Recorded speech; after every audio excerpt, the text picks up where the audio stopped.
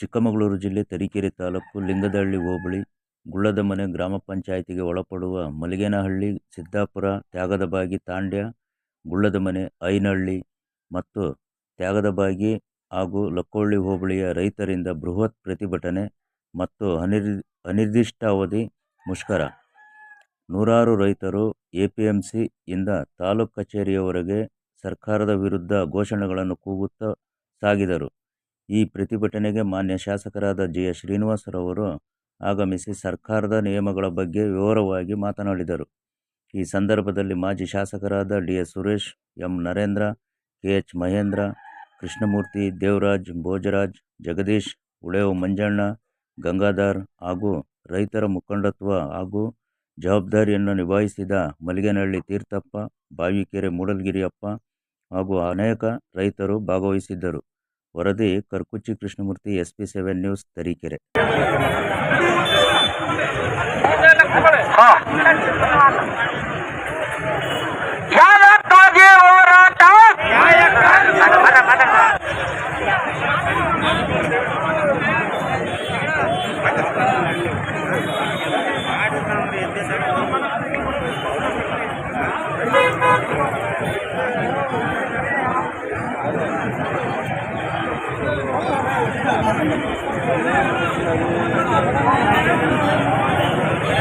ಮಾಡ್ತಾ ಇರತಕ್ಕಂತ ಹೋರಾಟ ನೀವು ಗುಂಪುಗಳಾದ್ರೆ ನಿಮ್ ಜೊತೆಗೆ ಎಲ್ಲ ಎದುರಿಸ್ಲಿಕ್ಕೆ ಹೋರಾಟವನ್ನ ಎದುರಿಸ್ಲಿಕ್ಕೆ ಸಾಧ್ಯ ಆಗೋದಿಲ್ಲ.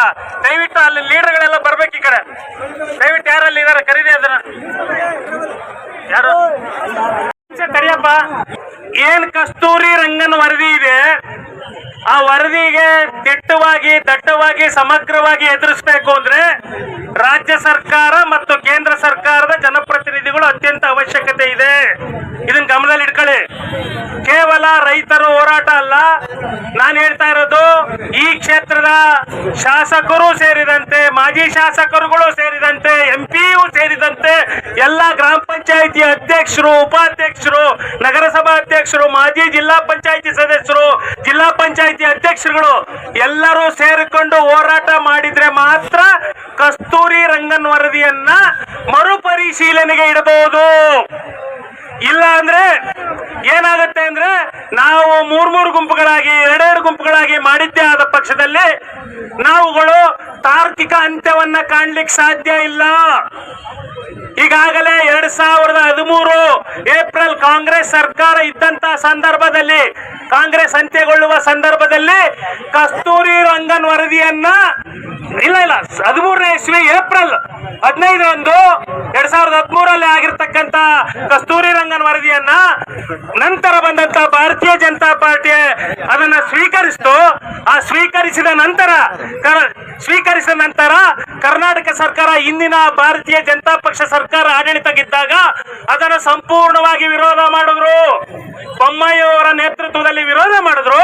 ಆ ವಿರೋಧಕ್ಕೆ ಮಾನ್ಯ ಗೃಹ ಸಚಿವರಾಗಿದ್ದಂತ ಶ್ರೀ ಅರಗ ಜ್ಞಾನೇಂದ್ರರವರು ಅಮಿತ್ ಶಾ ಅವರಿಗೆ ಈ ಕಸ್ತೂರಿ ರಂಗನ್ ವರದಿ ಅತ್ಯಂತ ಅಪಾಯಕಾರಿಯಾಗಿದೆ, ದಯವಿಟ್ಟು ಮೋದಿ ಸಾಹೇಬ್ರೆ, ಅಮಿತ್ ಶಾ ಅವರೇ ದಯವಿಟ್ಟು ಇದನ್ನ ಮರುಪರಿಶೀಲನೆ ಮಾಡಿ ಅಂತೇಳಿ ಎಲ್ಲಾ ಪಶ್ಚಿಮ ಘಟ್ಟಗಳ ವ್ಯಾಪ್ತಿಯಲ್ಲಿ ಬರ್ತಾ ಇರತಕ್ಕಂತ ಎಲ್ಲಾ ಶಾಸಕರು, ಅದು ಸುರೇಶ್ ಅವರು ಸೇರಿದಂತೆ ಒಂದು ನಿಯೋಗ ಹೋಗಿತ್ತು.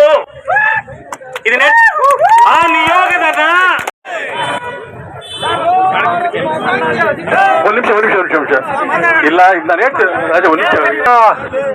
ತರೀಕೆರೆ ಕ್ಷೇತ್ರಾದ್ಯಂತ ಬಂದಿರ್ತಕ್ಕಂಥ ನನ್ನೆಲ್ಲ ರೈತ ಮಿತ್ರರೇ, ರೈತ ಹೋರಾಟಗಾರರೇ, ಈ ಒಂದು ವಾರದಿಂದ ಲಕ್ಕೋಳ್ಳಿಯಲ್ಲಿ ಸುಮಾರು 3ರಿಂದ 4 ಸಾವಿರ ಜನ ರೈತರು ಸೇರಿ ಒಂದು ಪ್ರತಿಭಟನೆ ಮಾಡಿದ್ರು. ಅವತ್ತು ನಮ್ಮ ಕಾಂಗ್ರೆಸ್ CLP ಮೀಟಿಂಗ್ ಇದ್ರೆ ಅವತ್ತು ಬರಕ್ಕಾಗಿರಲಿಲ್ಲ. ನಮ್ಮ ಎಲ್ಲ ಪ್ರತಿನಿಧಿಗಳು ಬಂದಿದ್ರು. ಇವತ್ತು ಕೂಡ ನಾವು ಕೂಡ ಎಲ್ಲ ಸಭೆಯನ್ನ ಆಯೋಜಿಸಲಿಕ್ಕೆ ಎಲ್ಲಾ ರೀತಿಯ ಸಹಕಾರಗಳನ್ನು ರೈತರಿಂದ ಮಾಡ್ಕೊಂತ ಬಂದಿದ್ದೀವಿ.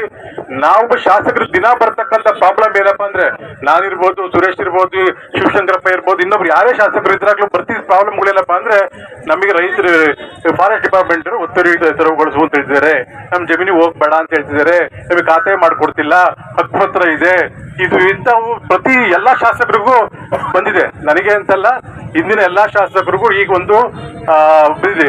ಮಲ್ಲಿಗೆನಹಳ್ಳಿರು ಯಾವ KBM ಕಾಲದಿಂದಲೂ ಕೂಡ ಅದಿಂದಿನಿಂದಲೂ ಕೂಡ ಅವ್ರಿಗೆ ಕಷ್ಟ ಆಗ್ತಿದೆ. ಎಲ್ಲಾರ ಕಾಲದಿಂದಲೂ ಅದು ಮಲ್ಲಿಗೆನಹಳ್ಳಿ ಇದೆ. ಅದಕ್ಕೆ ಒಂದು ಹೊಸದಾಗಿ ಮೊನ್ನೆ ಹೇಳಿದೆ ನಾನು, ಅರ್ಜಿಗಳನ್ನ ಕೊಟ್ಟಿದ್ದಾರೆ, ನೋಟಿಸ್ ಕೊಟ್ಟಿದ್ದಾರೆ ಅಂದ್ರು. ತೆರವು ಮಾಡಬೇಡಿ, ಅದು 3 ಎಕರೆಗಿಂತ ಸರ್ಕಾರ ಹಿಂದೆ ಸಿದ್ದರಾಮಯ್ಯ ಇದ್ದಾಗ 2014 ಆದೇಶನ ಹೊರಡಿಸ್ತಾರೆ. ಎಲ್ಲ ಅಧಿಕಾರಿಗಳು ಕೊಡ್ಬಿಟ್ಟು 3 ಎಕರೆಗಿಂತ ಜಾಸ್ತಿ ಯಾರು ಒತ್ತುವರಿ ಮಾಡಿರ್ತಾರೆ ಅವ್ರನ್ನ ತೆರವುಗೊಳಿಸಬೇಡಿ ಅಂತೇಳಿ ಅದನ್ನೇ ಹೇಳ್ತಿರತಕ್ಕಂಥದ್ದು.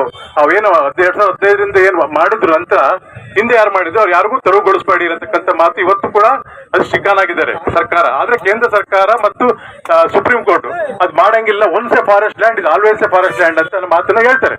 ಆದ್ರೂ ಕೂಡ ಅದಕ್ಕೆ ಯಾರು ತೊಂದರೆ ಕೊಡಬೇಡಿ ಅನ್ನೋ ಮಾತನ್ನ ಮನೆ ಮುಖ್ಯಮಂತ್ರಿ ಹೇಳ್ತಿದ್ದಾರೆ.